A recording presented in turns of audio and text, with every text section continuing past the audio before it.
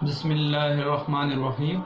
آج کا جو ہمارا لیکچر ہے وہ ہے لیکچر نمبر 23 اور یہ سیکنڈ ایئر اردو کے لیے ہے، اور جس صفحے سے ہم نے پڑھنا ہے وہ صفحہ نمبر 194 سے لے کر 197 تک ہے۔ پیج نمبر 194 سے 197 تک ہم پڑھیں گے۔ اور آج ہم نے پڑھنا کیا ہے بچوں؟ آج ہم نے پڑھنی ہے اختر شیرانی کی ایک نظم ہے بڑے چلو، جو کہ مسدس ترجیح بند کی حیت میں لکھی جا چکی ہے، پابند نظم ہے، اور جس کتاب میں شامل ہے وہ اس کتاب کا نام ہے صبح بہار۔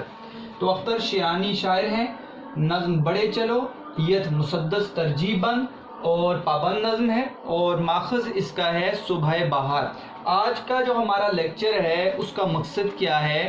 پہلے تو یہ بات سمجھ لیں بیٹا کہ اس لیکچر کے 2 حصے ہو سکتے ہیں۔ میری کوشش ہے کہ میں ایک ہی لیکچر میں اس تمام نظم کو پڑھ لوں تاکہ آپ کے لیے آسانی ہو، کیونکہ آپ ترتیب کو سمجھ چکے ہیں۔ تو آج کا لیکچر کا مقصد، سب سے پہلے ہم اختر شیرانی کے حالات زندگی پڑھیں گے، کتاب سے پڑھیں گے انشاءاللہ، اور اس کے بعد ہم اس کے نظم بڑے چلو کی حیت کے اوپر بات کریں گے کہ مسدس ترجیح بند کیا ہے، پابند نظم ہے تو کون سی بحر ہے جو اس میں استعمال کی گئی ہے، اس کے اوپر بات کریں گے۔ اس کے بعد ہم نظم کا مرکزی خیال دیکھیں گے، اور نظم کی جو 4 بند ہیں ان کے اندر موضوعات کو دیکھیں گے، جس سے اتنا آسان ہو جائے گا آپ کے لیے کہ 4 جو آپ کے مشقی سوالات ہیں وہ یہاں سے حل ہو جائیں گے ان 4 ہیڈنگ سے، اور 5واں سوال جو ہے آپ کا مرکزی خیال وہ ان چیزوں سے حل ہو جائے گا۔ تو مشقی سوال بھی حل ہو جائیں گے، اور 4 بند ہیں اس نظم کے، ذہن میں آپ نے رکھنا ہے، اس کی ترتیب کو بھی ہم سمجھ جائیں گے، اس کے موضوعات کو بھی سمجھ جائیں گے۔ تھوڑی سی بات کریں گے کہ بڑے چلو نظم کیا ہے، جس سے آپ کو تشریح میں فائدہ ہو اور آپ کو سمجھنے میں آسانی ہو۔ کچھ اشعار میں نے یہاں پر لکھے ہیں، تقریباً 1 2 3 4 اشعار ہیں جو اس نظم بڑے چل ہو سے تعلق رکھتے ہیں اور حوالے کے شعر ہیں، اور ایک بند لکھا ہے جو اس کے حوالے کا جو بند ہے۔ اس کے علاوہ بھی انشاءاللہ میں آپ کے سامنے کچھ اشعار پڑھوں گا جو حوالے کے لیے آپ کو ضرورت پڑ سکتے ہیں تشریح کے اندر۔ تو بیٹا ہم نے معروضی سوال دیکھنے ہیں، مشقی سوال دیکھنے ہیں، اور نظم کی تشریح کو دیکھنا ہے۔ یہ ہمارے آج کے لیکچر کے مقاصد ہیں۔ تو بیٹا اب آپ نے کتاب کا صفحہ نمبر 194 کھول لینا ہے۔ ذہن میں یہ بات رکھنی ہے بچوں کہ میں کتاب کے اس صفحے کو بھی آپ کے سامنے لا سکتا ہوں اور ہم پڑھ سکتے ہیں، لیکن مسئلہ کیا ہے؟ بات یہ ہے کہ جب آپ ویڈیو دیکھتے ہیں اور کتاب کا صفحہ آپ کے سامنے چل رہا ہوتا ہے اور وہ اچھی ترتیب ہے، کوئی شک نہیں ہے، لیکن اس میں یہ ہے کہ بچے بعض اوقات اپنی کتاب کو چھوڑ دیتے ہیں۔ دیکھیں، جب ایک کتاب استاد کے پاس کلاس کے اندر پکڑی ہوئی ہے اور وہ پڑھا رہا ہے، جبکہ بچوں کے پاس کتاب نہیں ہے، تو کبھی بھی بچوں کو سمجھ نہیں آئے گی۔ تو یہی ترتیب یہاں پر بھی ہے بیٹا، آپ نے اپنی کتاب کو سامنے رکھ کر پہلے دن سے کہہ رہا ہوں لیکچر دینا ہے، لیکچر سننا ہے، اور لیکچر اس طرح سنیں جیسے آپ کل کو لیکچر دیں گے، کلاس کے اندر دیں گے۔ آپ سے کوئی کہے کہ آپ لیکچر دیں اس پر، تو آپ کے لیے آسانی ہو۔ یہ نہیں ہے کہ لیکچر سنا اور ایک آپ نے شوق کو پورا کیا اور بس بات ختم۔ تو کتاب کو سامنے رکھیں، جب میں کتاب کے حصے کو پڑھاتا ہوں کتاب کے اوپر آپ نگاہ رکھیں، ویڈیو کے اوپر نہ دیکھیں، اپنے کانوں میں وہ ایئر فونز لگا لیں اور کتاب کے اوپر نظر رکھ کے ایسی کتاب کے اوپر معروضی سوال نکالیں، آپ سوالات لکھیں، مشکل الفاظ کے معنی لکھیں تاکہ آپ کی کتاب حل ہو۔ اس سے آپ کو فائدہ ہوگا۔ پھر جو ہوم ورک ملتا ہے وہ کاپیز کے اوپر کریں، آپ کو ایسا ماحول ملے جیسے کہ آپ کلاس کے اندر بیٹھے ہوئے اپنی کتابوں کے اوپر لکھتے ہیں۔ جب ہم آپ کو کہتے ہیں کتابوں کے اوپر نظر رکھیں تو آپ کتابوں کے اوپر نظر رکھیں، تب آپ کو آن لائن لیکچرز کا فائدہ ہوگا۔ ویسے آپ کتاب کو سامنے نہ رکھیں اور ویسے لیکچر کو دیکھتے رہیں تو چلیں، ایک وقت تو آپ کو سمجھ آ جائے گی، لیکن کل کو آپ کو بیٹا جب پڑھنے کا آپ کا وقت آئے گا تو آپ کو سمجھ کبھی بھی نہیں آئے گی۔ تو بیٹا آپ نے اپنی کتاب کو اب سامنے رکھنا ہے۔ میں نے یہاں پر حالات زندگی نہیں لکھے، اب کوشش یہ ہے کہ آپ کی نظم کو آسان اور مختصر بنا کر پیش کر دیا جائے تاکہ آپ کو ترتیب سمجھ آ گئی ہے، آپ کے لیے آسانی ہو۔ اختر شیرانی صفحہ نمبر 194 پر ہم اس کے حالات زندگی پہلے پڑھتے ہیں۔ تو کتابوں پر نظر رکھیں بیٹا، معروضی سوال نکالنے ہیں، ذہن میں رکھنا ہے کہ اس کے حالات زندگی سے اختر شیرانی کی ادبی خصوصیات پر نوٹ نہیں آ سکتا، کیونکہ اس کی شاعرانہ خصوصیت ہے، تو شاعرانہ خصوصیت پر نوٹ آ سکتا ہے۔ تو اختر شیرانی کی شاعرانہ خصوصیات تحریر کریں، سوال آ سکتا ہے، اور اختر شیرانی کی حالات زندگی لکھیں، یہ بھی سوال آ سکتا ہے، اور معروضی سوال آپ نے نکالنے ہیں۔ ولادت 1905 وفات 1948، 43 سال کی 43 ایئرس کی عمر میں وفات پا گئے تقریباً، اور کم عمر تھی ان کی۔ اختر شیرانی کون تھے؟ یہاں پہ پڑھتے ہیں، حالات زندگی یہاں سے ان کی شروع ہوتی ہے۔ اختر شیرانی کا اصل نام محمد داؤد خان تھا، تو اختر تخلص تھا، اور شیرانی حافظ محمود شیرانی کے بیٹے تھے، اس لیے اختر شیرانی پورا انہوں نے نام رکھ لیا۔ اصل نام جو تھا محمد داؤد خان تھا۔ اس کو ہائی لائٹ کریں بیٹا، یہ ایک معروضی سوال ہے۔ ولادت ہائی لائٹ کریں، معروضی سوال ہے۔ وفات ہائی لائٹ کریں، معروضی سوال ہے۔ اور اختر ان کا تخلص تھا۔ مشہور عالم، محقق، تحقیق کرنے والا، ماہر تعلیم اور نقاد تنقید کرنے والا حافظ محمود شیرانی ایک بڑے محقق، نقاد گزرے ہیں، ان کے بیٹے تھے۔ تو حافظ محمود شیرانی کو معروضی سوال کے لیے ہائی لائٹ کریں۔ اختر شیرانی ریاست ٹونک میں پیدا ہوئے، ریاست ٹونک کو بھی آپ ہائی لائٹ کریں۔ اس کے بعد ان کے والد ٹونک سے لاہور منتقل ہو گئے، انہوں نے لاہور میں تعلیم حاصل کی، اورینٹل کالج لاہور سے منشی فاضل اور ادیب فاضل کا امتحان پاس کیا۔ یہ بیٹا اس وقت پنجاب یونیورسٹی اور الہ آباد یونیورسٹی کی طرف سے ایک سند ڈگری جسے آپ کہتے ہیں دی جاتی تھی، اور یہ ادیب فاضل علم و ادب کی ایک ڈگری تھی۔ اس طرح منشی فاضل ایک ڈگری تھی جو پنجاب یونیورسٹی اور الہ آباد یونیورسٹی والے دیا کرتے تھے، جیسے آج کل کی یونیورسٹیز اپنی ڈگریز دیتی ہیں، فیل کی، پی ایچ ڈی کی ڈگری، تو اس وقت یہ منشی فاضل اور ادیب فاضل کی ڈگری ہوتی تھی۔ انہوں نے یہ 2 ڈگریاں لی، 2 سنتیں انہوں نے لی، اور اس کے امتحان بھی پاس کر لیے۔ اس کے بعد مختلف ادبی رسائل سے وابستہ رہے۔ بیٹا یہاں سے آگے ان کی شاعری کی طرف رخ جو کیا ہے، یہاں پر اختر نے کم عمری ہی سے شعر کہنا شروع کر دیے تھے۔ ان کی طبیعت میں شوخی تھی اور رنگینی کوٹ کوٹ کر بھری ہوئی تھی۔ انہیں مناظر قدرت سے گہری دلچسپی تھی۔ مناظر قدرت سے مراد کیا بیٹا؟ جنگل کے نظارے، پہاڑ، وادیاں، عشق بازی اور معاشقہ، اور آپ دریاؤں کی باتیں کریں اور جنگل کی باتیں کریں، دیہات کا ماحول، اور یہ مناظر قدرت ہیں جن کے اوپر انہوں نے شاعری کی بھی ہے اور ان کو بڑی گہری دلچسپی تھی۔ وہ اپنے دور کے ایک اہم رومانی شاعر تھے۔ رومانی شاعر بیٹا، رومانی شاعر کیا ہے، کون تھے، اور یہ کس سے تعلق رکھتا ہے، اس سے پہلے بھی بات کی جا چکی ہے۔ آپ کو میں آسانی سے بیٹا اس کے اوپر تھوڑا سا بتاتا ہوں 5 منٹ کے اندر، آپ تاکہ سمجھ لیں یہ تحریکیں کیا تھیں۔ بڑا اہم ہے، ذرا غور سے سننا ہے بیٹا۔ 3 آپ جملے یاد رکھیں۔ پہلا جملہ ادب برائے اصلاح، ایک۔ دوسرا جملہ ادب برائے ادب، اور تیسرا جملہ ادب برائے زندگی۔ اب ان تینوں جملوں کو اپنے پاس لکھیں اور اس کو سمجھنے کی کوشش کریں، آپ کو تحریکیں سمجھ آ جائیں گی یہ کیا تحریکیں تھیں۔ پہلا جملہ میں نے کہا ادب برائے اصلاح۔ ادب برائے اصلاح جو تھی وہ تحریک تھی، علی گڑھ تحریک جو سر سید احمد خان نے شروع کی تھی۔ یہ تحریک کیوں شروع کی؟ 1857 کی جنگ آزادی میں ناکامی، مسلمانوں کا غلام بن جانا، تو سر سید احمد خان نے ادب کو اصلاح کا ذریعہ بنایا، اصلاح کی ہے مسلمانوں کی۔ اور آپ کو پتہ ہے ایک رسالہ نکالا تہذیب الاخلاق، اور علی گڑھ کالج، علی گڑھ یونیورسٹی قائم کی، اور مولانا شبلی نعمانی جیسے لوگ ان کے ساتھ شامل تھے، الطاف حسین حالی جیسے لوگ ان کے ساتھ شامل تھے۔ تو یہ دور تھا ادب برائے اصلاح کا۔ اس میں شاعری میں غزل سے زیادہ یہ لوگ نظم پر زور دیتے تھے، جیسے مسدس حالی، الطاف حسین حالی نے مسدس حالی لکھی، تو یہ نظم پر زور دیتے تھے تاکہ لوگوں کی اصلاح ہو۔ یہ مختصر ہے جو ہے اس کو کہا جاتا تھا اصلاحی تحریک، ادب برائے اصلاح، ایک۔ دوسری بات بیٹا، ادب برائے ادب، یہ ادب برائے ادب والی جو تحریک تھی یہ رومانی تحریک ہے۔ اب رومانی تحریک کیا ہے؟ رومانی تحریک اصلاحی تحریک کا رد عمل ہے، ٹھیک ہے؟ اصلاحی تحریک کے رد عمل میں اس کے خلاف یہ تحریک چلائی گئی۔ یہ تحریک آئی تھی دراصل یورپ سے آئی تھی اور فرانس سے آئی تھی یہ تحریک، اور کرتے کرتے اردو ادب میں 20ویں صدی کی ابتدا میں یہ تحریک یہاں پر چل گئی۔ 20ویں صدی کی ابتدا میں فرسٹ ورلڈ وار جب لڑی گئی اور یہاں پر آئی، اور اس تحریک کا مقصد کیا تھا؟ مقصد یہ تھا، آپ کہتے ہیں ادب برائے اصلاح، ادب برائے اصلاح نہیں، یہ ادب برائے ادب ہے، یعنی ادب جو ہے اس سے صرف آپ حظ اٹھا سکتے ہیں، فن، ٹھیک ہے؟ ٹھیک ہے، آپ اپنا شوق پورا کر سکتے ہیں، آپ اس کو ہنسی مذاق کے لیے، حظ کے لیے آپ استعمال کر سکتے ہیں۔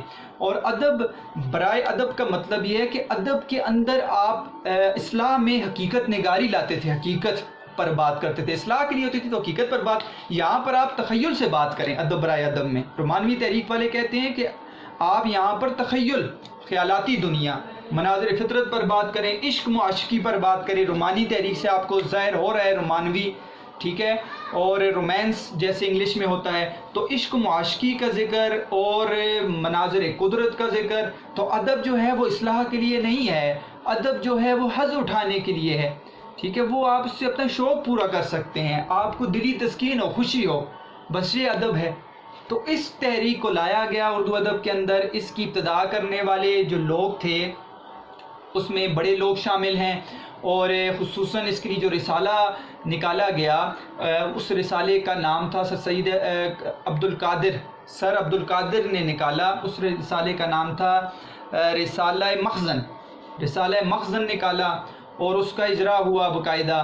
اور بیٹا اس میں شعراء کون کون سے تھے؟ علامہ اقبال جیسے شعراء، اختر شیرانی، یہ بھی نام آ گیا، اختر شیرانی جیسے شعراء شامل تھے جنہوں نے رومانوی جو ہے شاعر جو ہے شعر کہنے کی کوشش کی اور رومانوی شاعری کو آگے بڑھایا۔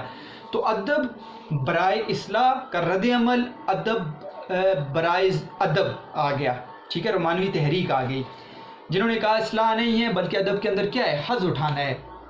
اب تیسرا اس کا بھی رد عمل آ گیا بیٹا۔ اس کا رد عمل جو آیا تھا وہ تھا ادب برائے زندگی۔ کیا ہے ادب برائے زندگی؟ وہ تھی ترقی پسند مصنفین تحریک، ترقی پسند تحریک۔ پہلی تحریک اصلاحی تحریک، دوسری تحریک آگے رومانوی تحریک، تیسری تحریک تھی ترقی پسند تحریک۔ ترقی پسند تحریک جو تھا یہ تقریباً 1935 سے شروع ہوئی، اور اس کو بھی بڑی مقبولیت ملی۔ علامہ اقبال جیسے لوگ بھی اور مولوی عبدالحق نے بھی اس کو کہا کہ اچھی تحریک ہے۔ اس کے اندر کیا ہے؟ ادب برائے زندگی۔ ادب برائے زندگی کے اندر یہ کہ آپ لوگوں کے مسائل پر بات کریں، ٹھیک ہے، مثال کے طور پر آپ کیا کریں، حقیقت نگاری پر ہی آ جائیں، واقعیت نگاری پر آ جائیں، دوبارہ وہ حقیقت نگاری اور واقعیت، لیکن اس کے اندر اصلاح سے زیادہ آپ لوگوں کی زندگی پر بات کریں۔ ادب برائے زندگی، لوگوں کے اندر افلاس ہے، لوگوں کے اندر بھوک ہے، لوگوں کے مسائل ہیں، اس پر بات کریں اردو ادب میں۔ تو یہ تحریک اس لیے چلائی گئی کہ ادب برائے اصلاح کو ذرا سائیڈ پہ رکھیں، اصلاح کو چھوڑیں، ادب برائے ادب کو بھی سائیڈ پہ رکھیں، اپنا شوق پورا نہ کریں، ادب کو صرف آپ ایک لطف اٹھانے کا ذریعہ نہ بنائیں، بلکہ ادب برائے زندگی، لوگوں کی زندگی کو بیان کریں، ٹھیک ہے، لوگوں کی زندگی کو بیان کریں، اپنی انفرادی چیزوں کو چھوڑیں، بلکہ لوگوں کی زندگی پر جو بیت رہی ہے اس چیز کو بیان کریں۔ تو یہ تحریک بھی چلی، اور ترقی پسند تحریک کے آگے آپ نے نام سنا ہوگا احمد ندیم قاسمی، انہوں نے اپنا رسالہ نکالا فنون، ٹھیک ہے، جو بڑا کامیاب رسالہ چلا، فنونیہ کہلاتے تھے، فنون کو ماننے والے۔ اسی طرح جو ادب برائے ادب رومانوی تحریک کے ماننے والے ہیں، ڈاکٹر وزیر آغا آپ پڑھیں گے آگے، انشائیہ نگار ہیں بڑے مشہور ڈاکٹر وزیر آغا، ان کی ایک نظم بھی آپ کی کتاب میں شامل ہے، ایک سبق بھی شامل ہے۔ انہوں نے فنون کے دور میں اوراق بھی نکالا، ٹھیک ہے، اور یہ تعلق رکھتے تھے کس سے؟ جی رومانوی تحریک سے، ان کے ساتھ میرا جی بھی شامل تھے۔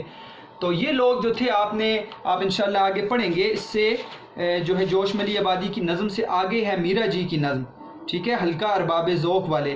تو یہ انہوں نے جو ہے رومانوی تحریک کو آگے چلایا، اور ڈاکٹر وزیر اعظم نے آگے چلایا، اختر شیرانی جیسے لوگ تھے، علامہ اقبال جیسے لوگ تھے جو اس تحریک میں شامل تھے۔ تو تین تحریکیں جو زیادہ اردو ادب کے اندر نام لیا جاتا ہے، تو پہلی تحریک اصلاحی تحریک، دوسری تحریک جو ہے وہ رومانی تحریک، اور تیسری تحریک ترقی پسند تحریک۔ ان تینوں تحریکوں کا میں نے آپ کو بتا دیا۔ پہلی تحریک ادب برائے اصلاح، دوسری تحریک رومانوی تحریک ادب برائے ادب، اور تیسری تحریک جو تھی وہ ترقی پسند تحریک ادب برائے زندگی۔ ان تینوں چیزوں کو سمجھے، آپ تینوں تحریکوں کو سمجھ جائیں گے بیٹا۔ اب جتنے بھی آپ کے سامنے کوئی نظم کے لکھنے والے آئیں گے، غزل کے لکھنے والے آئیں گے، نثر کے لکھنے والے آئیں گے، آپ کے سامنے اگر کسی جو ہے وہ مصنف کا نام لیا گیا، شاعر کا نام لیا گیا، اور وہ کہا گیا کہ یہ اس تحریک سے وابستہ ہے، تو یہ ذہن میں رکھنا ہے کہ وہ کیسی شاعری کرتا ہوگا۔ تو اختر شیرانی نے بھی جو شاعری کی ہے وہ رومانوی تحریک سے وابستہ ہے، یعنی کہ مناظر قدرت۔ اب آپ آگی بعض کی بار کی جنگل اور ان کی باتیں، عشق و معاشقے کی باتیں کی۔ حالانکہ آپ کو نظم نگار کی حیثیت سے جانا جاتا ہے، لیکن غزلیں بڑی خوبصورت آپ نے کہی ہیں، میں ان کی غزلیں بھی آپ کے سامنے پڑھوں گا بھی تھوڑی دیر بعد، تو آپ کو پتہ چلے گا۔ اور نظم کے اندر بھی انہوں نے نئے تجربات کیے ہیں، ایسی ایسی باتیں نظم کے اندر کی ہیں کہ آدمی حیران ہو جاتا ہے. آپ کی کتاب کے اندر نہیں ہے, میں آپ کو تھوڑا سا بتاتا ہوں. تو بیٹا یہاں سے پڑھتے ہیں. لیکن ان کی رومانویت جو تھی, رومانیت سے جذبات کو منہا نہیں کیا جا سکتا. منہات نفی کرنا, یعنی ان کے جذبات بھی موجود تھے, رومانویت بھی موجود تھی, اور اپنے جذبات کا بھی اظہار کرتے تھے. اچھی شاعری میں جس طرح کی تہداری ہوتی ہے, گہرائی, تہداری سے مراد ہے گہرائی, وہ ان کے ہاں نظر نہیں آتی. لیکن وہ اس لحاظ سے خوش قسمت شاعر ہیں کہ ان کے اشعار زبان زد عام ہیں. ٹھیک ہے, اس طرح کی گہرائی نظر نہیں آتی شاعری کے اندر, لیکن ان کے زبان, ان کی جو اشعار ہیں ہر لوگوں کی زبان پر ہیں. زد عام کہتے ہیں ہر لوگوں کی زبان پر ہیں. دیکھیں بیٹا, اللہ کی طرف سے قبولیت جو ہے وہ کسی کو مل جاتی ہے, شہرت مل جاتی ہے. تو شہرت بعض اوقات ایسے بندے کو بھی مل جاتی ہے کہ اللہ تعالیٰ اس کو دے دیتے ہیں, لیکن اس کی کوئی نہ کوئی صلاحیت ہوتی ہے. ٹھیک ہے, اس کا فن اتنا خاص نہیں ہوتا لیکن شہرت پا لیتا ہے. تو اس میں بھی اللہ تعالیٰ کی دین ہے کہ اس کو شہرت مل گئی. تو یہ ایسے شاعر تھے جن کو شہرت مل گئی. ان کی شاعری کی ایک خاص بات یہ ہے کہ ان کے یہاں عورت کوئی ماورائی چیز نہیں ہے. ماورائی چیز سے مطلب ہے ناقابل فہم, ایسی چیز نہیں جس کو آپ سمجھ نہ سکیں. عورت ایسی چیز نہیں ہے. ٹھیک ہے, اور باہر کی باتیں نہ کریں. عورت کیا ہے جی, عام انسان ہے, اور اس کے رویوں میں کوئی غیر فطری عناصر نہیں ہے. کوئی ایسی فطرت کے غیر, مطلب غیر فطری سے مراد یہ ہے کہ جو ہماری زندگی کا حصہ نہ ہو, تو ایسی چیزیں شامل نہیں ہیں. عورت اور مرد, ٹھیک ہے, عورت بھی مرد کی طرح اس دنیا کا حصہ ہے, اور اس کے جو رویے ہیں وہ عام ہیں جیسے ہوتے ہیں. ان کے نزدیک شاعری ایک ایسا جذبہ ہے جو عاشقانہ تنہائیوں کی پیداوار ہے. وہ کہتے ہیں شاعری ایک ایسا جذبہ ہے جو عاشقانہ تنہائیوں کی پیداوار ہے. عاشق شخص ہے اور وہ تنہائی گزار رہا ہے, تو اس کی پیداوار شاعری ہے. اختر ایک باشعور فنکار ہیں. انہوں نے مروجہ اسالیب سے گریز کرتے ہوئے, یعنی کہ جو رائج طریقے تھے, مروجہ اسالیب رائج طریقے, ٹھیک ہے, یعنی کہ آپ جس کو کہہ سکتے ہیں کلاسک دور کو چھوڑ دینا, اپنی طرف سے ماڈرن چیز کو لے آنا. تو مروج جو طریقے تھے جو چلے آ رہے تھے اس سے ہٹ کر بات کی ہے, اور ریت کے مختلف تجربات کیے ہیں. ایسی نظمیں بھی کہیں ہیں جو پہلے نہیں کی جاتی تھیں. اب میں آپ کو بتاتا ہوں, یعنی کہ ایسی بات بھی اختر شیرانی نے کی ہے. بتانا ضروری ہوتا ہے کہ آخر شاعر کا پتہ چلے. یعنی کہ یہ ایسے شاعر ہیں نا بیٹا کہ جنہوں نے اپنی نظموں کے اندر اپنی محبوباؤں کا ذکر کیا ہے. ایک نہیں, دو نہیں, 4 5 محبوباؤں کا ذکر کیا ہے, اور ان کے اوپر نظمیں لکھی ہیں. دیکھیں شاعری کے اندر آپ کو ایسا کوئی شاعر نہیں نظر آئے گا جس نے اپنی محبوبہ کا ذکر جو ہے شاعری کے اندر کیا ہو, اس کا نام لیا ہو. تو یہ وہ شاعر ہیں جنہوں نے اپنی محبوباؤں کا ذکر کیا ہے. میں آپ کے سامنے 2-3 نظموں کا حوالہ دیتا ہوں. ایک سلمہ کے اوپر انہوں نے نظم لکھی اپنی محبوبہ کے اوپر, اور اس کے اوپر کہا کہ میری سلمہ مجھے لے چل تو ان رنگین بہاروں میں, میری سلمہ مجھے لے چل تو ان رنگین بہاروں میں, جہاں رنگین بہشتیں کھیلتی ہیں سبزہ زاروں میں, جہاں حوروں کی زلفیں جھومتی ہیں شاخساروں میں. تو سلمہ کا ذکر کیا. ایک اور نظم میں انہوں نے ریحانہ کا ذکر کیا. یہی وادی ہے وہ ہمدم جہاں ریحانہ رہتی تھی, وہ اس وادی کی شہزادی تھی اور شاہانہ رہتی تھی. تو دیکھیں نظم کے اندر, اپنی غزل کے اندر لوگ نہیں کرتے تھے, اور انہوں نے نظموں کے اندر اپنی محبوباؤں کا ذکر کر دیا. اس طرح اور کئی جو نظمیں ہیں انہوں نے اپنی مختلف محبوباؤں کا جو ان کو اچھی لگتی تھیں ان کے بارے میں ذکر کیا, اس کا نام لے کر ذکر کر دیا, نام کو بھی ظاہر کر دیا انہوں نے, اور ان کی نظمیں اس طرح کی ہیں. پھر اس کے علاوہ انہوں نے, کیونکہ بیٹا یہ اب تو زندگی میں چلے گئے, اللہ تعالیٰ ان کی مغفرت فرمائے, لیکن شراب نوشی کے قائل بھی تھے. تو انہوں نے اپنی شراب نوشی کی وجہ سے ان غزلوں میں شراب کا بھی ذکر کیا. جیسے کہ ایک شعر ہے ان کا مشہور کہ 2 چاند ہیں پہلو میں اب چاند کہیں کس کو, 2 چاند ہیں پہلو میں اب چاند کہیں کس کو, ساقی کو اگر کہیے پیمانے کو کیا کہیے. ساقی پلانے والا, پیمانہ وہ برتن جس میں شراب پی جاتی ہے, ساقی کو اگر کہیے پیمانے کو کیا کہیے. تو اس طرح کے بھی شعر ان کے غزلوں میں ملتے ہیں. اور بیٹا ایک بات آپ نے ذہن میں رکھنی ہے, شاعر کی آپ نے زندگی تو پڑھنی ہے, لیکن اصل چیز اس کا فن ہے. آپ ان چیزوں کو سوچ کے آپ کہیں کہ یہ کیسی باتیں ہو رہی ہیں اور اردو ادب کے اندر ایسی باتیں نہیں. بیٹا آپ نے فن پر جانا ہے, ان کی شاعری کو دیکھنا ہے. ہم زندگی تو بیان کر دیتے ہیں وہ اس لیے کہ تاکہ اس کی شاعری کی سمجھ آئے, لیکن اصل چیز اس کی حیت, اس کا طریقہ کار, اس کا انداز بیان, اس کا فن وہ سیکھیں بیٹا. جو آپ کو آپ سیکھنے کی کوشش نہیں کرتے، آپ تشریح پر جاتے ہیں، اس کی زندگی کو سن کے بس آپ نے انجوائے کیا اور بس ختم کر دیا. تو ایسے نہ کریں، آپ اردو ادب کو سمجھنے کی کوشش کریں. غزلیں انہوں نے کافی کہیں. ایک غزل میں آپ کے سامنے پڑھتا ہوں کہ کچھ تو تنہائی کی راتوں میں سہارا ہوتا، کچھ تو تنہائی کی راتوں میں سہارا ہوتا، ہم نہ ہوتے نہ صحیح ذکر تمہارا ہوتا. کچھ تو تنہائی کی راتوں میں سہارا ہوتا، تم نہ ہوتے نہ صحیح ذکر تمہارا ہوتا. وہ اگر آ نہ سکے موت ہی آئی ہوتی، وہ اگر آ نہ سکے موت ہی آئی ہوتی، ہجر میں کوئی تو غم خار ہمارا ہوتا. کس کو فرصت تھی زمانے کے ستم سہنے کی، گرنہ اس شوق کی آنکھوں کا اشارہ ہوتا. کوئی ہمدرد زمانے میں نہ پایا اختر، دل کو حسرت ہی رہی کوئی ہمارا ہوتا. اسی طرح ایک اور غزل کے کچھ شعر ہیں کہ ان کو بلائیں اور وہ نہ آئیں تو کیا کریں، بیکار جائیں اپنی دعائیں تو کیا کریں. مانا کہ سب کے سامنے ملنے سے ہے حجاب پردہ، مانا کہ سب کے سامنے ملنے سے ہے حجاب، لیکن وہ خواب میں بھی نہ آئیں تو کیا کریں. اسی طرح ایک اور غزل ہے بیٹا ان کی مشہور کہ وہ کبھی مل جائیں تو کیا کیجئے، رات دن صورت دیکھا کیجئے. جو تمنا بر نہ آئے عمر بھر اس کی تمنا کیجئے. عشق کی رنگینیوں میں ڈوب کر چاندنی راتوں میں رویا کیجئے. ہم ہی اس کے عشق کے قائل نہ تھے، ہم ہی اس کے عشق کے قائل نہ تھے، کیوں کسی ظالم کا شکوہ کیجئے. کہتے ہیں اختر وہ سن کر میرے شعر، اس طرح ہم کو نہ رسوا کیجئے. تو یہ ان کی غزلیں ہیں بیٹا. حالانکہ غزلیں یہاں پہ ذکر نہیں ہیں، غزل کے شاعر بھی ہیں، لیکن زیادہ تر نظم نگاری لکھی اور نظموں کے اندر غزلوں کی طرز کو لایا ہے، نئے طریقوں کو اپنایا ہے.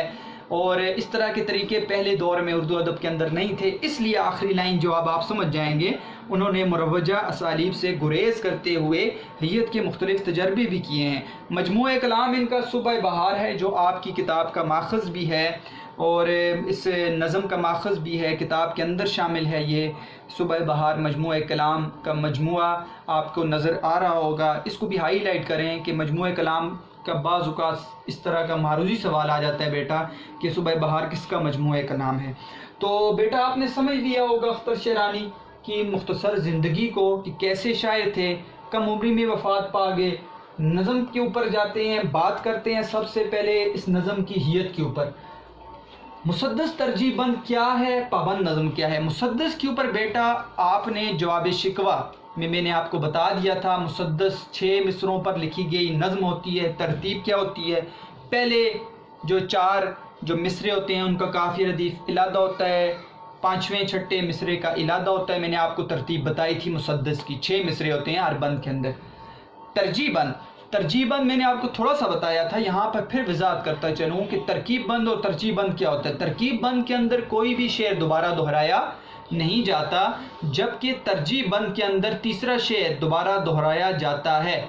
ٹھیک ہے، جیسے کہ آپ کو اس کے اندر نظر آئے گا. اس نظم کو دیکھیں آپ، تیسرا شعر دیکھیں آپ ہر بند کا.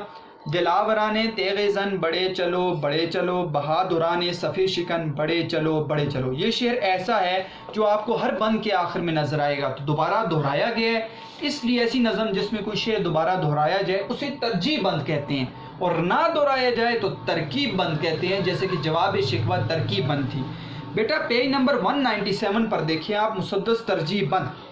کتابوں پر نظر رکھیں. مسدس کے ہر بند کا تیسرا شعر اگر من و عن دہرایا جائے تو اسے ٹیپ کا شعر کہتے ہیں، تکرار والا شعر. ٹیپ کا شعر مطلب ہے دوبارہ تکرار والا شعر.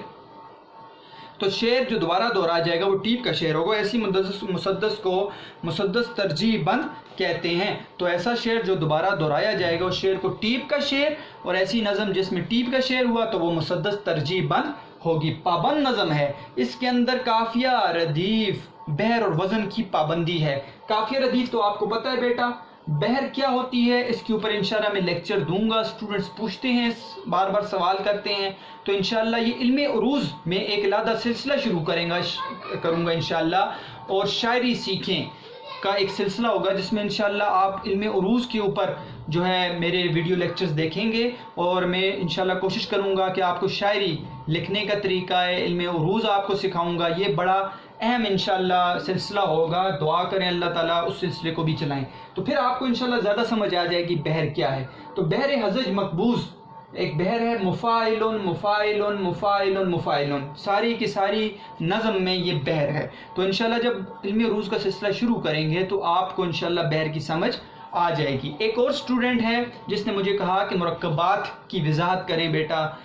ہمارے سٹوڈنٹس تو ماشاءاللہ مرکبات سمجھتے ہیں، الحمدللہ ہم نے ان کو پڑھایا ہے 9th 10th 1st 2nd year کے اندر۔ جو باہر کے سٹوڈنٹس ہیں جن کو مشکل پیش آ رہی ہے ان کے لیے انشاءاللہ میں ایک لیکچر دوں گا مرکبات کی پہچان، جو 1st year 2nd year 9th 10th سب دیکھ سکتے ہیں، جس میں آپ مختلف مرکبات نکالنے کا طریقہ سیکھیں گے اور مرکبات کو پہچان سکیں گے۔ خاص مرکبات کا انشاءاللہ میں لیکچر دوں گا، تو اس لیے اس پہ بھی آپ نے خیر پریشان نہیں ہونا۔ تو بحر اس کے اندر میں نے بتا دی۔ اب بیٹا اس جو بڑے چلو ہے اس میں ہے کیا ہے؟ پہلے بات یہ سمجھ لیں، آسان کرتے ہیں بات کو، کہ اس جو نظم ہے اس کے اندر ایک جنگی ترانہ ہے۔ یہ جنگی ترانہ ہے، جیسے جنگوں کے اندر لوگ ترانے پڑھتے ہیں جوش دلانے کے لیے اپنے مجاہدوں کو، اس طرح کا یہ جنگی ترانہ ہے کہ اختر شیرانی نے ایک جنگی ترانہ پڑھا ہے۔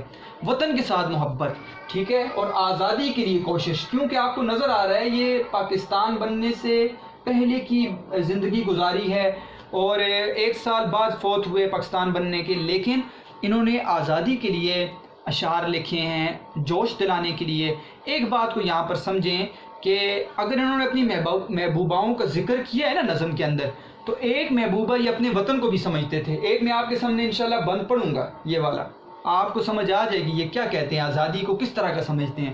اپنے وطن کو اپنی محبوبہ سمجھتے تھے، ٹھیک ہے، اور کہتے تھے کہ میرے وطن پر میرا عشق بھی قربان ہے، آزادی پر میرا عشق بھی قربان ہے۔ تو ایسے شاعر ہیں جنہوں نے جنگی ترانہ لکھا ہے، اور جنگی ترانہ کہنا بیٹا کوئی بچوں کا کام نہیں ہے کہ آپ نے اس دور میں، جس دور میں آپ کو قید و بند کی صعوبتیں برداشت کرنی پڑ سکتی تھیں، آپ کو جیل کے اندر ڈالا جا سکتا تھا، آپ کو مار دیا جاتا تھا، آپ ایسی چیزیں لکھیں اور آپ لوگوں کے سامنے بیان کریں، تو لازمی بات ہے یہ بڑا جو ہے دل گردے کا کام ہے۔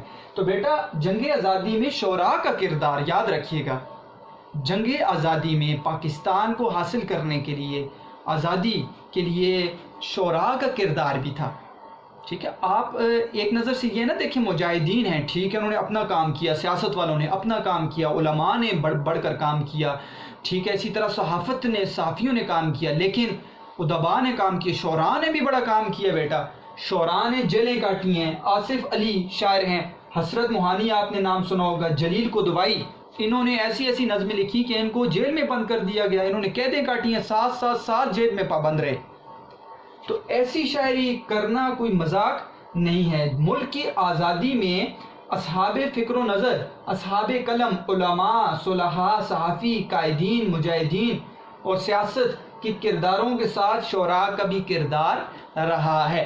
اب نظم کو سمجھیں، یہ نظم کیوں لکھی گئی؟ اس لیے کہ اپنا حصہ ڈال رہے ہیں آپ، جہاد قلم کا بھی کر سکتے ہیں، قلمی جہاد کر رہے ہیں، لوگوں کو ابھار رہے ہیں کہ آپ اپنے وطن کی آزادی کے لیے، اے نوجوانوں تم اپنی جان کی قربانی بھی دینی پڑ جائے تو تم نے پیچھے نہیں ہٹنا۔ تو بڑی جوشیلی قسم کی ایک یہ نظم ہے اختر شیرانی کی، آپ کو اس کے اندر ایک جوش ولولہ نظر آئے گا۔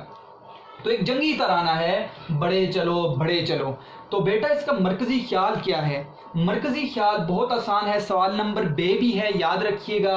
وطن کی محبت میں، وطن کے راستے میں آنے والی ہر رکاوٹ دور کر کے بڑھے چلو۔ وطن کی محبت میں، وطن کے راستے میں آنے والی ہر رکاوٹ دور کر کے آگے چلتے جاؤ، آگے چلتے جاؤ، وطن کے لیے اپنی قربانی دے دو۔ آپ نے بیٹا یہ چیز لکھنی ہے، ٹھیک ہے، کہ نظم بڑے چلو میں اختر شیرانی نے وطن کی محبت میں، وطن کے راستے میں آنے والی ہر رکاوٹ دور کر کے بڑے چلو کہیں کرنے کی تاکید کی ہے۔ پھر آگے آپ یہ 3 ہیڈنگز دیں گے، دشت و ریگزار، مرگ و زیست، سپاہیانہ زندگی۔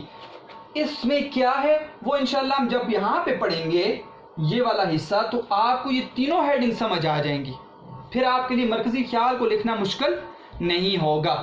تو آتے ہیں بیٹا ہم اب ان 4 بندوں کے اوپر اور ان کے اوپر بات کرتے ہیں، پھر ہم نظم کو پڑھتے ہیں اور اس کے اندر تشریح ہمارے لیے انتہائی انشاءاللہ آسان ہو جائے گی، مفہوم کو سمجھنا آسان ہو جائے گا اور ساتھ ساتھ مشقی سوالات کو بھی پڑھنا آسان ہو جائے گا۔ تو ہم ایک تیر سے 3 شکار انشاءاللہ پھر کرنے والے ہیں۔ تو بیٹا پہلا بند کہتا ہے کہ آپ کے راستے میں کچھ بھی رکاوٹ آ جائے تو اس رکاوٹ کو دور کرو۔ تم نے آگے بڑھنا ہے، مشکلات آئیں، ٹھیک ہے، مختلف قسم کی مشکلات آ سکتی ہیں۔ یہ مشکلات تو صرف ایسے بتائی ہیں کہ آپ کو جوش دلانے کے لیے، اس کے علاوہ بھی انشاءاللہ میں مشکلات ذکر کروں گا جو کتاب کے اندر آپ کو نظر نہیں ہے، لیکن مشکلات آ سکتی ہیں کیونکہ آپ نیک کام کے لیے جب آگے نکلتے ہیں تو شیطان کے چیلے اس کو روکنے کی کوشش کرتے ہیں۔ تو مشکلات کیسی ہو سکتی ہیں؟ دشت و ریگزار۔ دشت کہتے ہیں بیٹا کس کو؟ جنگل کو، ریگزار صحرا کو۔ تو صحرا آ جائے، جنگل آ جائے، رکنا نہیں ہے، آگے بڑھنا ہے۔ سیل و جوئے بار، ٹھیک ہے، ندی نالے کا راستہ، پانی کا سیل، سیلاب، پانی کا بہاؤ، مطلب ندی نالے آ جائیں، پانی آپ کو روکنے کی کوشش کریں، آپ نے آگے بڑھنا ہے، رکنا نہیں ہے۔ بحروں کو سار، پہاڑ آ جائے، سمندر آ جائے، آپ نے رکنا نہیں ہے، آگے بڑھنا ہے۔ صرف بتانے کے لیے ہے، مناظر قدرت سے بتایا، لیکن اس سے مراد کیا ہے وہ انشاءاللہ تشریح میں بیان کریں گے۔ لیکن آپ کو سمجھ آ گئی ہوگی کہ مشکلات کیسی بھی آئیں، وہ کسی صورت میں دشت ہے، جنگل ہے، ٹھیک ہے، اور سیل ہے، جوئے بار ہے، سیلاب ہے، پانی ہے اور سمندر ہیں، پہاڑ ہیں، مشکلات آئیں گی آگے بڑھنے کے لیے۔ آپ نے مشکلوں کو نہیں دیکھنا، اپنے وطن کے لیے آگے بڑھنا ہے۔ پہلی بات، پہلے بند کے اندر یہ چیز بیان کی گئی ہے۔ دوسرا بند کیا کہتا ہے بیٹا کہ اے ملک کے مجاہدوں، تمہاری تیغ کہتے ہیں تلوار کو، تیز تلوار، تیز پر کیا ہے؟ وطن کو افتخار ہے، کہ وطن کو فخر ہے۔ تمہاری تیز تلوار جب چلتی ہے تو اس پر وطن کو فخر ہے۔ کیوں؟ اسی سے مرگ و زیست کا انحصار ہے، یعنی کہ اسی سے وطن جیے گا بھی اور مرے گا بھی۔ اگر تمہاری تیز تلوار صحیح چلی، تم نے اس کے دشمنوں کو مار دیا تو وطن کیا ہوگا؟ وہ زندہ رہے گا، اور اگر صحیح نہ چلی تو وطن مر جائے گا۔ تو کہا یہاں پر اس بند کے اندر خصوصاً بتایا کہ تمہاری تیغ تیز اصل چیز ہے، تمہاری تیغ تیز پر ہی مرگ و زیست کا انحصار ہے، وطن مرے گا اور جیے گا۔ یہ دوسرے بند کے اندر بیان کیا گیا ہے، تلوار کی بات کی ہے۔ تیسری، تیغ بے اما، عمر نوجوان۔ تیسرے بند کے اندر بیٹا اختر شیرانی کہتے ہیں کہ تمہاری عمر نوجوانی کی عمر ہے، اور نوجوانی میں انسان کیا کچھ شوق پورے کرتا ہے، کیا کیا خیالات ہوتے ہیں والدین کے، اپنے ہم یہ کریں گے، ہم وہ کریں گے۔ لیکن اے وطن کے مجاہدوں، اپنی نوجوانی کی عمر بھی کیا کرو؟ وطن کے لیے لٹا دو۔ عمر نوجوان اور تیغ بے اما، بے خوف، بے اما کہتے ہیں بے خوف ہو کر، بغیر ڈرے ہوئے اپنی تیغ تلوار کو چلاؤ اور اپنی جان کو بھی کیا کرو؟ وطن کے لیے نچھاور کر دو۔ تیسرا بند یہ کہتا ہے۔ چوتھا بند بڑے مزے کا ہے بیٹا، جس کے اندر کہا سپاہیانہ زندگی بھی عجیب زندگی ہوتی ہے، فوجیوں کی زندگی، ٹھیک ہے، اور سپاہیوں کی زندگی، مجاہدین کی زندگی، یہ ایک عجیب زندگی ہوتی ہے۔ کہا کہ تم جب مر جاتے ہو تو مرتے نہیں ہو، تم شہید ہوتے ہو، تم تو زندہ ہوتے ہو۔ قرآن کہہ رہا ہے کہ شہید کبھی مرتا نہیں ہے۔ سپاہیانہ زندگی کی بات کی ہے، اور کہا ہے سروں پر باندھ کر کفن، محاورہ استعمال کیا ہے کہ ہر وقت تم کیا کرو؟ اپنے سروں پر کفن باندھ کر، مراد یہ کہ ہر وقت اپنی جان کو اپنے وطن کے لیے نچھاون کرنے کے لیے تیار رہو، اور آزادی کے لیے اپنی جان کو دے دو، اور سروں پر باندھ کر کفن، ہر وقت موت کے لیے تیار رہو اور بڑھے چلو۔ تو یہ 4 بند ہیں بیٹا۔ آپ کو تھوڑا بہت سمجھ آ گیا ہوگا کہ آپ نے ان 4 بندوں میں کیا دیکھنا ہے، ٹھیک ہے۔ اب یہ جب آئے گی بات دشت و ریگزار، تو اس کے اندر آپ نے کیا لکھنا ہے؟ مرگ و زیست، کہ وطن کی مرگ و زیست کا انحصار کس پر ہے؟ وہ ہے تیغ تیز پر، ایک مجاہد کی تیز تلوار پر اس کا انحصار ہے۔ سپاہیانہ زندگی کو بیان کیا ہے یہاں پر، سپاہیانہ زندگی ہے، سپاہیانہ زندگی کو بیان کیا ہے اختر شیرانی نے کہ ایک سپاہی کی زندگی وہ کیسی ہوتی ہے۔ تو بیٹا اس سے ملتے جلتے اشعار آپ کو نظر آئیں گے، میں ساتھ ساتھ بھی پڑھوں گا اور یہاں سے آپ کو پڑھ کر سناؤں گا کہ وہ اشعار کیسے ہیں، کہ ایک سپاہی کی زندگی کیسی ہوتی ہے۔ بیٹا بہت آسان ہو گیا ہے۔ تو پہلے بند کے اندر یاد رکھیے گا سوال نمبر ج ہے، ٹھیک ہے. دوسرے بند کے اندر سوال نمبر دال ہے, تیسرے بند کے اندر سوال نمبر الف ہے, اور آخری بند کے اندر سوال نمبر ہے. 4 بند 4 سوال اور ایک سوال مرکزی خیال کا ہے جو ہم نے اس کے ساتھ ہی نکال لیں گے, تو 5 کے 5 مشقی سوالات انشاءاللہ ساتھ ساتھ حل ہو جائیں گے. اچھا بیٹا, میں پوری نظم کو ایک دفعہ پڑھتا ہوں تاکہ آپ کو پتہ چل جائے. مشکل الفاظ کے معنی کو دیکھیں, اپنی کتابوں کے اوپر لکھ لیں.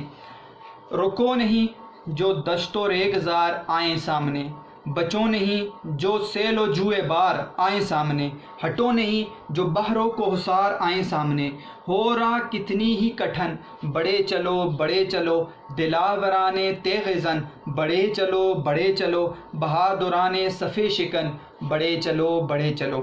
تمہاری تیغ تیز پر وطن کو افتخار ہے, وطن کی مرگ و زیست کا تمہیں پہ انحصار ہے, تمہیں ہو جن کے دل میں اس کا عشق بے قرار ہے, لگائے دل میں ایک لگن, بڑے چلو دلاوران تیغ زن, بڑے چلو بہادران صفے شکن, بڑے چلو. اٹھاؤ تیغ بے اما وطن کے پاک نام پر, لٹا دو عمر نوجواں وطن کے پاک نام پر, نثار کر دو اپنی جاں وطن کے پاک نام پر, صدائیں دیتا ہے وطن, بڑے چلو دلاوران تیغ زن, بڑے چلو بہادران صفے شکن, بڑے چلو. سپاہیانہ زندگی جو قسمت سعید ہے, جو رزم گاہ کی موت بھی سپاہیانہ عید ہے, جیا تو فخر قوم ہے, مرا تو وہ شہید ہے, سروں سے باندھ کر کفن, بڑے چلو دلاوران تیغ زن, بڑے چلو بہادران صفے شکن, بڑے چلو. تو آپ کو نظر آ رہا ہوگا بیٹا کیسی جوش اور خوبصورت شاعری کی ہے اختر شیرانی نے اپنے وطن کو حاصل کرنے کے لیے, اور وطن کے اوپر جان قربان کرنے کا جو ہے وہ نعرہ بلند کیا ہے, اور کہا ہے کہ اپنے وطن کے لیے جان بھی جو ہے وہ دینی پڑ جائے تو پیچھے نہیں ہٹنا. مشکل الفاظ کے معنی دیکھیں بیٹا. دشت جنگل, ریگزار ریگستان صحرا, سیل سیلاب, جوئے بار ندی کے بہنے کا علاقہ, بحر سمندر کو کہتے ہیں, کوہسار پہاڑ, راہ کتنی ہی کٹھن کہتے ہیں مشکل کو, دلاور کہتے ہیں بیٹا بہادر کو, دلاوران بہادر, تیغ زن تلوار چلانے والا, بہادر تلوار چلانے والے, بڑے چلو بہادران صفیش, اے بہادر صفے شکن صفوں کو چیرنے والے, صفوں کو توڑنے والے, بڑے چلو. تمہاری تیغ تیز تلوار, افتخار کہتے ہیں فخر کو, مرگ و زیست, مرگ کہتے ہیں موت کو, زیست کہتے ہیں زندگی کو, موت اور زندگی, انحصار دار و مدار, لگائے دل میں ایک لگن کے اوپر لکھ لیں آزادی, شوق, لیکن یہاں سے مراد کیا ہے آزادی. اٹھاؤ تیغ بے اما, تلوار بے اما بے خوف ہو کر, نثار کر دو لٹا دو اپنی جاں. آسان ہے بیٹا, اگلے بند کے اوپر آ جائیں. سپاہیانہ زندگی, سپاہیوں جیسی زندگی. قسمت سعید, خوش قسمتی کی علامت, نیک بختی کی علامت. رزم گاہ میدان جنگ. سپاہیانہ عید کے اوپر لکھ لیں خوشی کا دن. جیا تو فخر قوم کے اوپر لکھیں غازی, مرا تو وہ شہید ہے. سروں سے باندھ کر کفن کے اوپر آپ لکھ لیں محاورہ ہے, ٹھیک ہے. اور یہاں پر دشمن سے لڑنا, جہاد کی تیاری میں بات بیان کر دوں گا, پھر آپ کو سمجھ آ جائے گی. چلیں بیٹا اب جاتے ہیں پہلے بند کے اوپر, اور یہاں سے دیکھیں گے کہ کون سے یہاں سے ٹاپک آپ کے سامنے آ جائیں گے اور سوال بھی حل ہو جائے گا. تو سیدھا بات کرتے ہیں. اب آسان ہے کہ اس کے اوپر مفہوم کے اوپر تو آپ کو سمجھ آ گئی ہوگی بات. تشریح کے اندر آپ نے ساری چیزوں کو لکھنا ہے. جنگ آزادی میں شعراء کا کردار آپ نے لکھ سکتے ہیں, اور پھر اس نظم کے اوپر بات کر کے آپ اس کی تشریح کے اوپر بات کر سکتے ہیں, آپ کے لیے آسان ہو گئی. تو رکو نہیں جو دشت و ریگزار آئیں سامنے, تو یہاں پر کہہ رہے ہیں مجاہدین, اے ملک کے نوجوانوں, جب بھی تمہارے سامنے کوئی بھی مشکل آ جائے, خواہ وہ جنگل ہو, خواہ وہ ریگستان ہو, سیل ہو, سیلاب ہو, جوئے بار ندی کے بہنے کا علاقہ ہو, بحر ہو, سمندر ہو, کوہسار ہو, پہاڑ ہو, راہ کتنی ہی کٹھن ہو, مشکل ہو, تم نے رکنا نہیں ہے، رکنا نہیں ہے، بچنا نہیں ہے، ہٹنا نہیں ہے، 3 چیزوں کا ذکر کر دیا۔ اب بیٹا یہاں پر بات کیا ہے؟ بات یہ دیکھیں، بعض اوقات تو ٹھیک ہے، ایک مجاہدین جب وہ جہاد کے لیے جاتے ہیں اس طرح کی مشکلات بھی آتی ہیں، پانی آ جاتا ہے راستے میں، پہاڑ آ جاتے ہیں، جنگل آ جاتے ہیں، صحرا آ جاتے ہیں، لیکن یہ مشکلات تو ان کے لیے ٹھیک ہے، ہوں گی، اس میں کوئی شک نہیں، لیکن اس سے بڑی بھی مشکل آ سکتی ہے۔ وہ کیا ہے؟ گھر کی مشکل، ٹھیک ہے، اور اپنے گھر کو چھوڑنا، اپنے آل و عیال کو چھوڑنا، ٹھیک ہے، اپنے والدین کو چھوڑنا، اپنے بیوی بچوں کو چھوڑ کے چلے جانا اور اپنی جان کا نذرانہ پیش کرنا، یہ بڑی مشکل ہے بیٹا۔ پھر آپ دیکھیں کہ وہاں پہ جانا اور بھوک کو بعض اوقات برداشت کرنا، اپنی جان، اپنی موت کو سامنے رکھ کر اپنے وطن پر اپنی قربانی دینا، تو یہ سب سے بڑی مشکل ہے۔ سب سے بڑی مشکل تو اپنی جان کو دینا ہے بیٹا، جو جوانی کی عمر میں جان دیتا ہے، لیکن آپ دیکھیں پھر اللہ تعالیٰ اس کو مقام کیا دیتے ہیں۔ تو یہاں پر ایک طرف تو چیزوں کو بیان کر دیا کہ ایسی چیزیں کہ دشتہ، زہر گزار، جنگل، صحرا، سیلاب، ندی کے بہنے کا علاقہ، سمندر، پہاڑ، آپ نے رکنا نہیں ہے، ہٹنا نہیں ہے، بچنا نہیں ہے، 3 چیزیں۔ لیکن راہ جتنی بھی مشکل ہو، راستہ مشکل، اب بات آ گئی کہ اب جائیں آپ مجاز کے اوپر، حقیقت کو چھوڑیں، مجاز کے اوپر، کہ راستہ آپ کے لیے جتنا بھی مشکل بنا دے، ٹھیک ہے، آپ کو شیطان روکے، اس کے چیلے روکیں، لیکن آپ نے جب شہید ہونے کے لیے آگے بڑھنا ہے تو ان چیزوں کو نہیں دیکھنا، آپ نے آگے بڑھتے جانا ہے۔ تو کوئی بھی راستہ ہو سکتا ہے کٹھن، تو آپ نے اس کے اندر لکھنا ہے تشریح کے اندر کہ اس سے مراد یہ چیزیں حقیقت کے اندر ہیں، مجاز کے اندر کوئی بھی راستہ مشکل ہو سکتا ہے، کوئی بھی رکاوٹ آ سکتی ہے۔ تو اختر شیرانی کہتے ہیں آپ نے رکنا نہیں ہے، آپ نے آگے بڑھتے جانا ہے۔ تو اے بہادر، اے تلوار چلانے والے مجاہد، آگے بڑھتے جاؤ، بڑھتے جاؤ، اے بہادر، اے صفوں کو چیرنے والے، صفوں کو ختم کرنے والے بہادروں، آگے بڑھتے جاؤ، بڑھتے جاؤ۔ سوال نمبر جیم دیکھیں بیٹا، سوال نمبر جیم ہے پہلے بند میں کن کن مشکلات کے باوجود آگے بڑھنے کی نصیحت ہے؟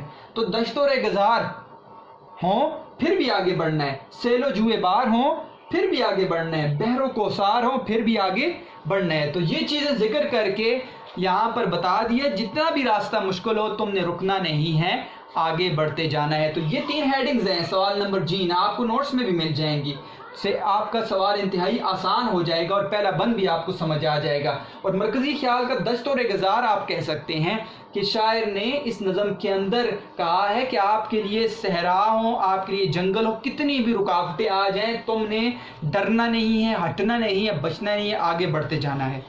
تو بیٹا اس کے اوپر شعر آپ مختلف لکھ سکتے ہیں، ٹھیک ہے، جیسے تقدیر کو تدبیر کے بازو سے جھکا دو، تقدیر کو تدبیر کے بازو سے جھکا دو، ناموس وطن کے لیے جانوں کو لڑا دو۔ یہ خود شورش کشمیری کا شعر ہے بیٹا، تقدیر کو تدبیر کے بازو سے جھکا دو، ناموس وطن کے لیے جانوں کو لڑا دو۔ دوسرا بند بیٹا، تمہاری تیغ تیز پر وطن کو افتخار ہے، وطن کی مرگ و زیست کا تمہیں پہ انحصار ہے، تمہیں ہو جن کے دل میں اس کا عشق بے قرار ہے، لگائے دل میں ایک لگن، بڑے چلو بڑے چلو، دراورانے تیغ زن، بڑے چلو بڑے چلو، بہادرانے صفے شکن، بڑے چلو بڑے چلو۔ تو اصل چیز بیٹا اس بند کے اندر وہ ایک سپاہی کی تیز تلوار، تو آج سے مراد آپ بندوق لے سکتے ہیں، آپ کلاشنکوف لے سکتے ہیں، آپ رائفل لے سکتے ہیں، آپ پسٹل لے سکتے ہیں، جو اپنے وطن کو بچاتے ہیں، اور اپنے وطن کے لیے میزائل بھی آپ شامل کر سکتے ہیں۔ تو پہلے دور میں تلوار، گھوڑے یہ ہوا کرتے تھے، تو اب اس کا جو متبادل چیزیں آ گئی ہیں آپ اس سے وہ مراد لے سکتے ہیں۔ لیکن تیغ تیز کا ذکر ہے کہ تیز تلوار، تمہاری تیز تلوار پر وطن کو فخر ہے۔ کیوں؟ دیکھیں اور چیزوں پر وطن کو فخر نہیں، تمہاری تیز تلوار پر کیوں ہے کہ جب وہ چلتی ہے نا تو پھر دشمن کا سر بھی قلم کر دیتی ہے، دشمن کے سینے میں بھی وار کر دیتی ہے، دشمن کو خاتمہ کر دیتی ہے، اور جس سے دشمن مرے گا تو وطن جیے گا، اور دشمن زندہ بچ کے تو وطن مر جائے گا۔ تو وطن کی مرگ و زیست کا تمہیں پہ انحصار ہے، تمہاری تیغ تیز اس پر وطن کو فخر ہے، اور مرگ و زیست کا، وطن کی مرگ و زیست کا، وطن کے مرنے اور جینے کا، وطن کی آزادی اور غلامی کا سارے کا سارا انحصار، دار و مدار تمہارے اوپر ہے۔ تم اگر جوش سے لڑے تم اگر بہادری سے لڑے تو وطن آزاد ہوگا، اور اگر تم نے ڈرپوک تم ہوگے، تم بچ کے اور تم نے اپنی جان بچانے کی کوشش کی، تو تم غلامی کیا پوری کی پوری قوم غلامی کا شکار ہو جائے گی۔ تم ہی ہو جن کے دل میں اس کا عشق بے قرار ہے۔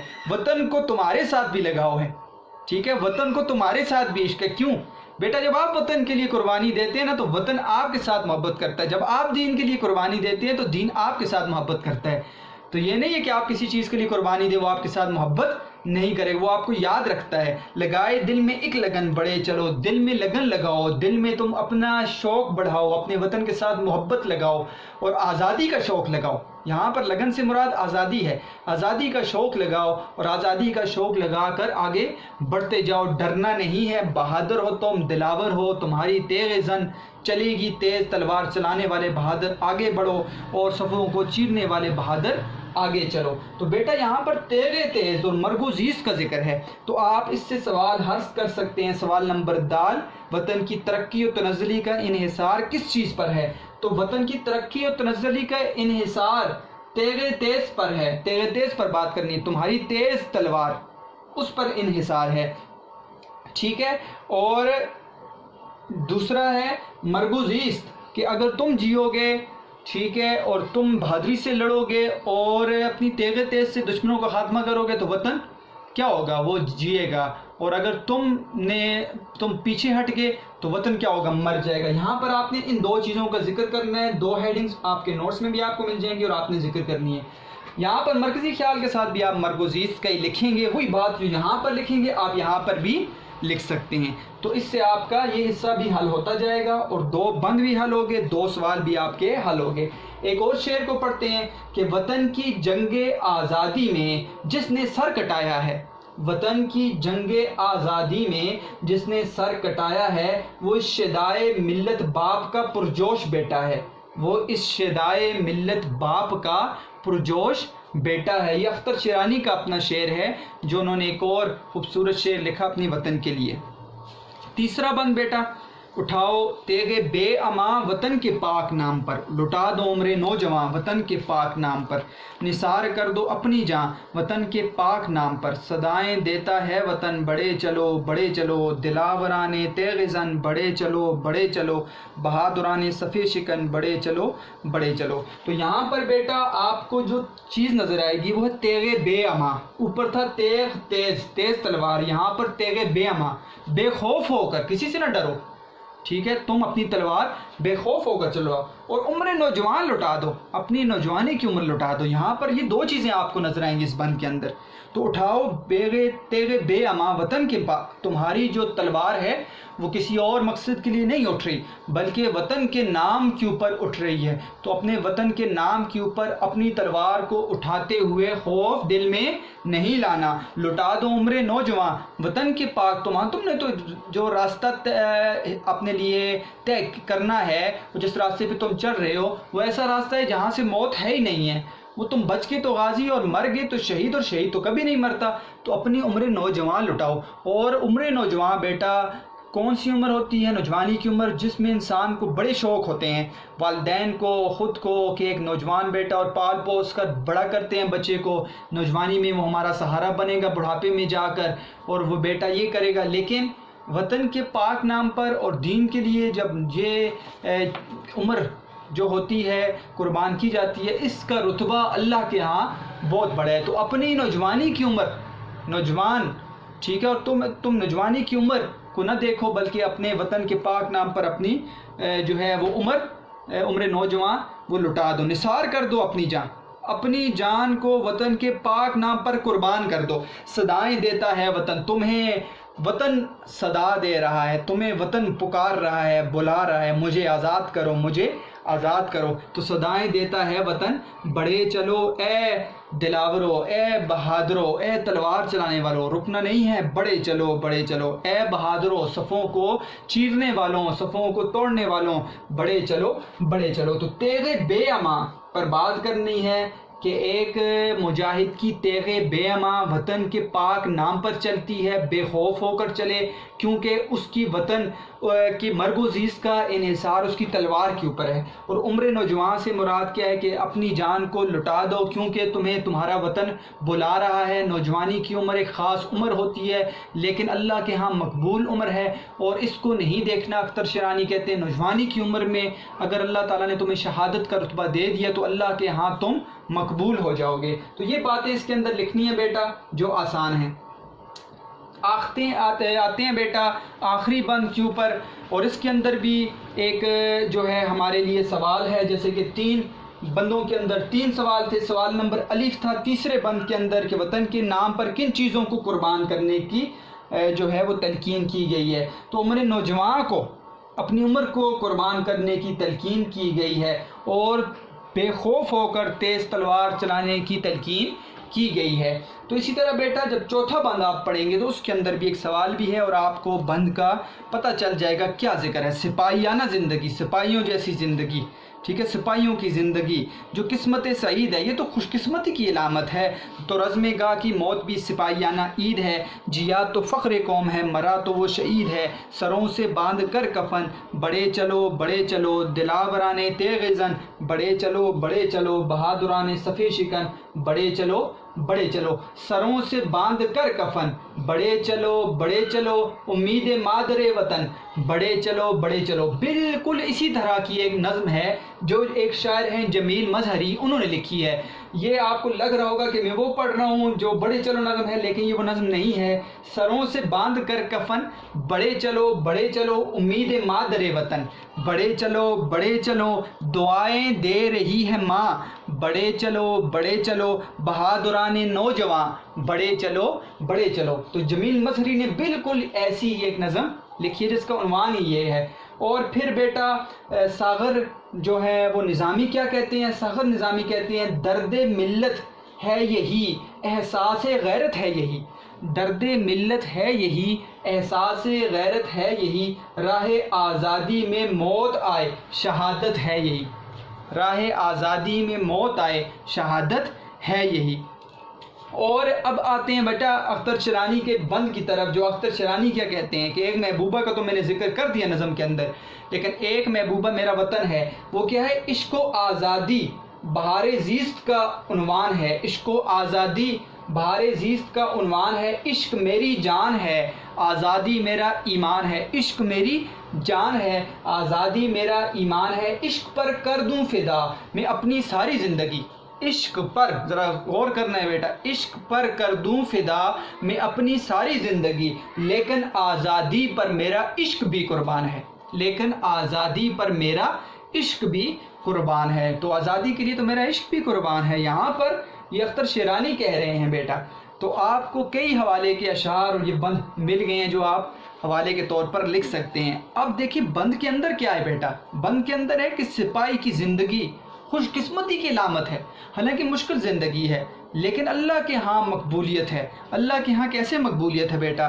اللہ کے ہاں قرآن کہتا ہے وَمَن يُقْتَلُ فِي سَبِيلِ اللَّهِ أَمْوَاتٌ بل احیاء ولکن لا تشعرون، کہ جو اللہ کے راستے میں مارے جائیں ان کو شہید نہ کہو، بل احیاء وہ زندہ ہیں لیکن تمہیں شعور نہیں ہے، ان کی زندگی کیسی ہے تمہیں پتہ نہیں ہے۔ شہید کو آپ مردہ مت کہو، شہید کی جو موت ہے وہ قوم کی حیات ہے، شہید کی جو موت ہے وہ قوم کی حیات ہے۔ تو شہادت ملی تو پھر بھی تمہاری زندگی خوش قسمتی کی علامت ہے، اور اگر تم غازی ہوئے، تم نے غازی بن کر آئے، پھر بھی تمہاری زندگی خوش قسمتی کی علامت ہے۔ تو سپاہیانہ زندگی جو قسمت سعید ہے، سپاہیوں کی زندگی تو خوش قسمتی کی علامت ہے۔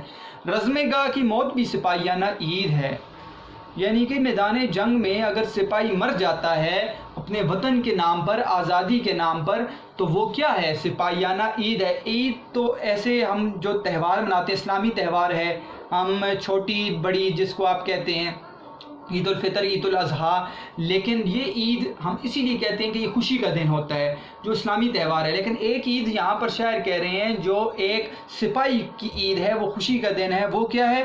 وہ رزم گاہ کی موت ہے، کیونکہ شہید کی موت جو ہوتی ہے وہ اس کے لیے خوشی کا دن ہوتا ہے۔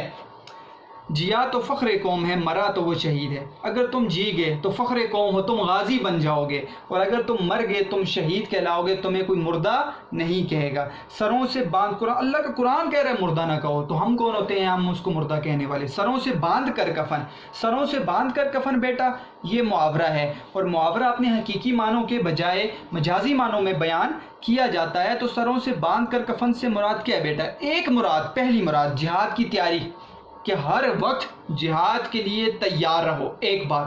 دوسری بات دشمن سے لڑنا، ہر وقت تم ایسے تیار رہو اور دشمن سے جا کر تم لڑ رہے ہو۔ تیسری بات میدان جنگ میں کود پڑو، اپنے آپ کو نہ بچاؤ، اپنی جان کا نذرانہ پیش کر دو اور میدان جنگ میں کیا کرو؟ کود پڑو، موت کی پرواہ نہ کرو، بالکل موت سے نہ ڈرو، ہر وقت موت کے لیے تیار رہو۔ اور آخری بات یہ بھی ہو سکتی ہے کہ بہادری سے لڑو، جاؤ موت کی پرواہ کیے بغیر تم بہادری سے لڑو۔